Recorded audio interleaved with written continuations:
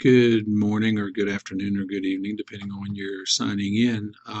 Welcome to Health Services and Management Policy, Philosophy of Public Health course.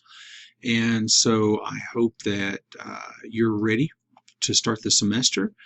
Of course, a couple things just to kind of get us oriented so that we're all on the same page here. So I'm actually looking. There's nothing out here on your news items yet, but I'll work with that. And of course, if you will please check that often, as this is how I will get some information to you, since this class is totally online. Now, many of you I've taught before, and you're here on campus, so if you've got questions, you're welcome to drop me an email.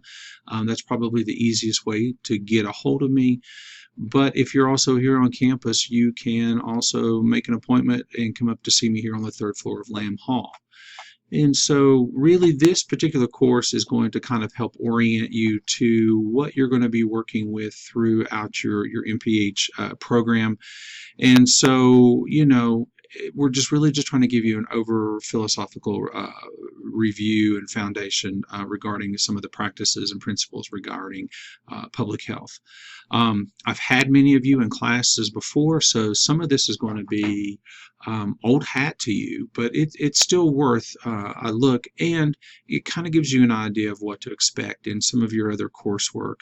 And just as a reminder, you all are under the prior catalog and not under the same guidelines as students who are entering the MPH program beginning this fall. So if there's ever any kind of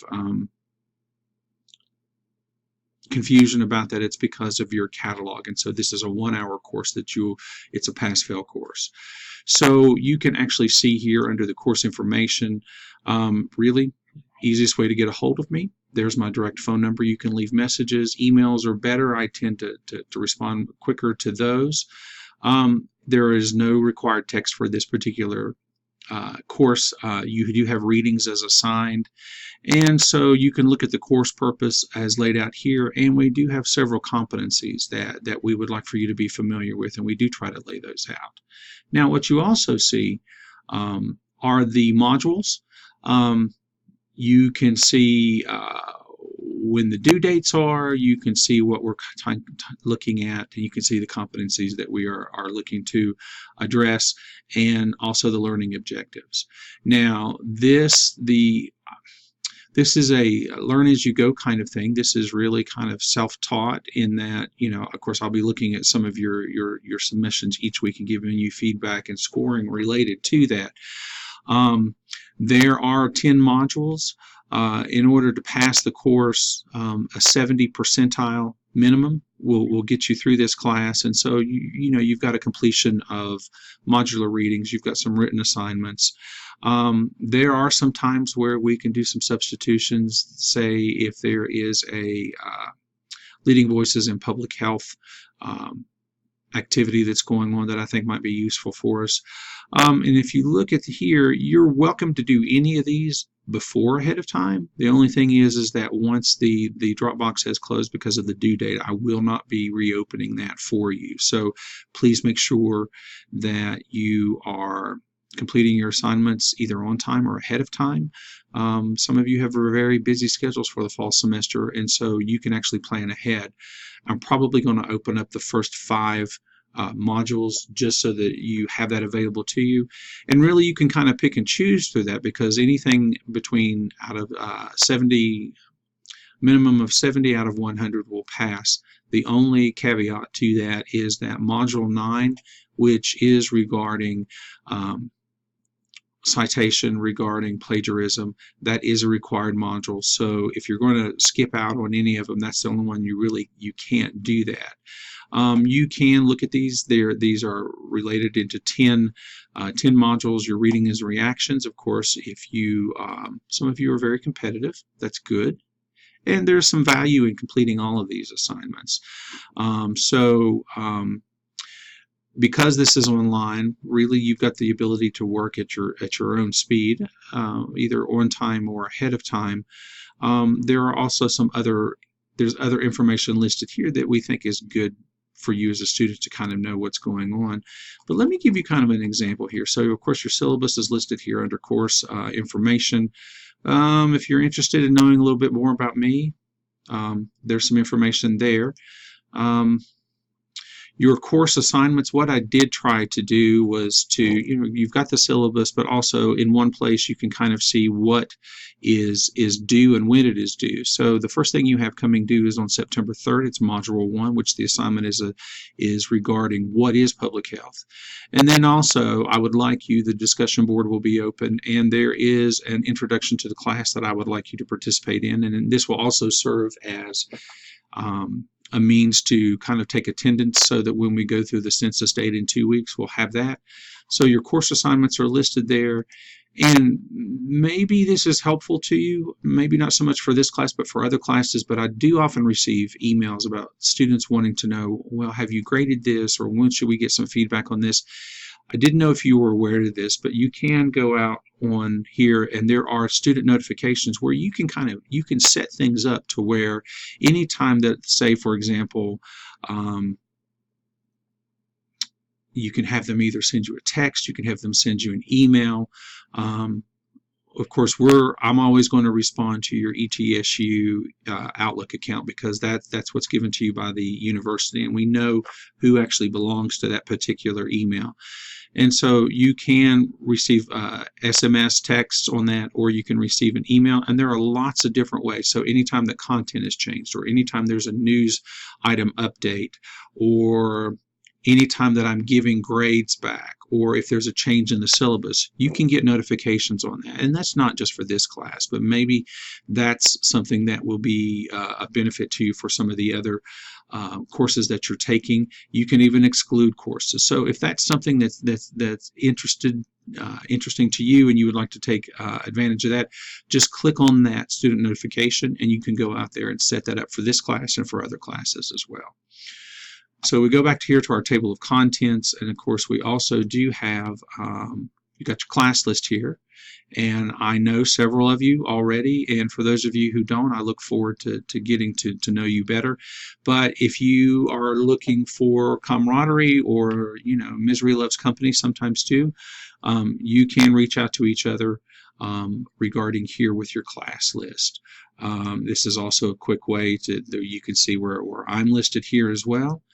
And for example, under communications too, you can also look at discussions. Now, this might look a little bit different than what it looks like on your end, but there are some information listed out here. So introductions, I'm looking for, please give a brief introduction of yourself to the rest of the class. Tell us your name, your undergraduate major, your current concentration, and career goals, and anything else you want to share with us. And I think too, sometimes posting a picture is not a bad idea. It kind of gives, in case you see each other on campus. There's also an Ask the Instructor. Again, you can reach me by email, but sometimes if you have general questions that maybe you want to ask, you can put out there and I will see those and I'll respond to that. So that's a way for you and for other people to get some specific answers. And what you can do too, let's see here, discussion with classmates.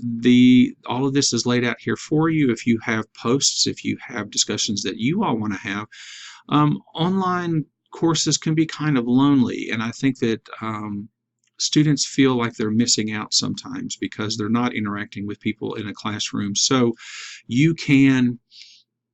this could be a substitute for that. It could also be a way for you to kind of pose questions or to ask questions and to see what other people think. So I'll leave that up there to you as well too. And just remember, with these online classes, it really is, it's kind of self-regulated. You have to have that particular initiative to get things done. And it really serves to kind of be exactly what you put into it. And again, this is a 1 credit hour course, but it's giving you some foundational background to some of the things that you will be studying for the rest of your MPH period. And we want to make this as for a lot of us, maybe you're wanting to just check the boxes off, but I mean, it can be more than that, and I think that we can learn from each other, and especially with some of the backgrounds that you all have. So there's your course information, and then it's laid out in modules. So using Module 1 as an example, here are some readings that are listed out here, which gets you started. So your readings are listed out here, the future of public health. There's some information out there regarding an overview of public health with PowerPoint presentations. And there are also links that are listed out there. So for example, obviously we're going to be talking about the government, so maybe you need to know more information about the executive or the legislative branch or the judicial branch. And so all of these are out here for you. You've got access to them for the entire semester. If you find that something's particularly interesting to you that you think you might be using for another course, there's nothing wrong with downloading this information, because unfortunately, I just recently found out that students don't have access to the detailed classes after the semester is over. So that's listed out there. So your readings, there are also some resources that are listed out here each week. If some of the links don't work, please let me know. I've checked them as of about 3 weeks ago, but sometimes things do change, and so I'll work with that.